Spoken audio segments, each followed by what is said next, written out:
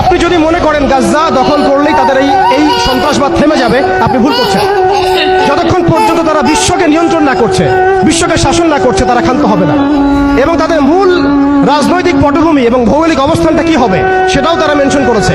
তারা চায় পুরো হোলি ল্যান্ডটা দখল করতে। এখন আপনি প্রশ্ন করতে পারেন যে ভাই হোলি ল্যান্ডটা কি? উত্তর হচ্ছে, হোলি ল্যান্ড হচ্ছে সেই জায়গা ইরাকের ইউফ্রেটিস নদী থেকে শুরু করে মিশরের নীল নদ পর্যন্ত। আই রিপিট, ইরাকের ইউফ্রেটিস নদী থেকে শুরু করে মিশরের নীল নদ পর্যন্ত এই পুরো জায়গাটাকে বলা হয় হোলি ল্যান্ড, অর্থাৎ পবিত্র ভূমি, আরদুল মুকাদ্দাসা। কোরআনে বলা হচ্ছে আরদুল মুকাদ্দাসা, ওদের স্ক্রিপচারে বলা হচ্ছে হোলি ল্যান্ড।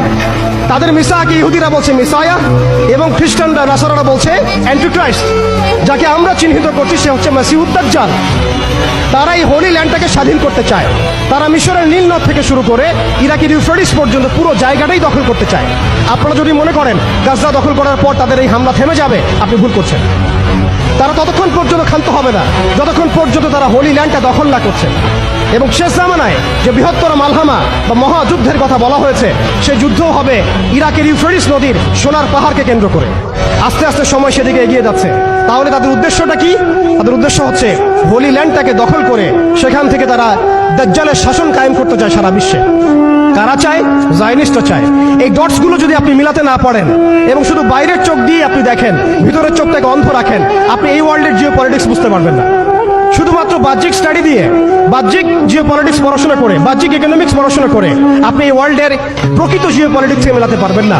অর্থাৎ সামনে আসছে দাজ্জালের শাসন, যেটা নবী সাল্লাল্লাহু আলাইহি ওয়াসাল্লাম ইরশাদ করেছেন যে মাসিহুদ দাজ্জাল এই ইহুদিদেরকে নিয়েই এই বিশ্বকে শাসন করবে 40 দিন।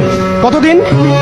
40 দিন। এবং তার প্রথম দিনটা হচ্ছে 1 বছরের সমান, দ্বিতীয় দিনটা হবে 1 মাসের সমান, এবং তৃতীয় দিনটা হবে 1 সপ্তাহের সমান। বাকি দিনগুলো হবে আমাদের দিনের মতোই। এই কথাটা আমাদের প্রিয় নবী মুহাম্মদ রাসূলুল্লাহ সাল্লাল্লাহু আলাইহি ওয়াসাল্লাম তার পবিত্র জবানে বলে গিয়েছেন বিধায় বিশ্ব এদিকে এগিয়ে যাচ্ছে। এরপরে কি হবে সেটাও প্রিয় নবী সাল্লাল্লাহু আলাইহি ওয়াসাল্লাম আমাদেরকে জানিয়ে গিয়েছেন। এইটা আমাদের আশার জায়গা। আমি যে শুরুতে বলেছিলাম যে আমাদের এই সমাবেশটায় আমাদের ফজিলত, আমাদের গুরুত্বটা বেশি তাদের চাইতে। আপনি জানেন এর সমাধান জিহাদ, আপনি যেতে পারছেন না। আপনি জানেন তার সমাধান হচ্ছে সামরিক আগ্রাসন, আপনি চালাতে পারবেন না। আপনি জানেন এর সমাধান হচ্ছে তাদের পুরো শক্তিটাকে, শেকড়টাকে কেটে ফেলা, আপনি এটা করতে পারছেন না, কারণ ভবিষ্যতের দিকে পৃথিবী এগিয়ে যাচ্ছে। এরপরের কথা আছে, নবী করিম সাল্লাল্লাহু আলাইহি ওয়াসাল্লাম বলেছেন এই দাজ্জালের শাসন চিরস্থায়ী হবে না। এটাই হচ্ছে আমাদের আশার জায়গা, এবং তরুণ প্রজন্মকে এটাই আমরা শেখাতে চাই, জানাতে চাই। এই দাজ্জালের শাসনটা চিরস্থায়ী হবে না। নবী সাল্লাল্লাহু আলাইহি ওয়াসাল্লাম বলেছেন দাজ্জাল এবং তার অনুসারীরা যখন বিশ্বকে শাসন করার দিকে এগিয়ে যাবে, আল্লাহ রাব্বুল আলামিন তাওহীদপন্থীদের এই কালিমা পতাকার কাফেলা গঠন করবেন ইনশাআল্লাহ।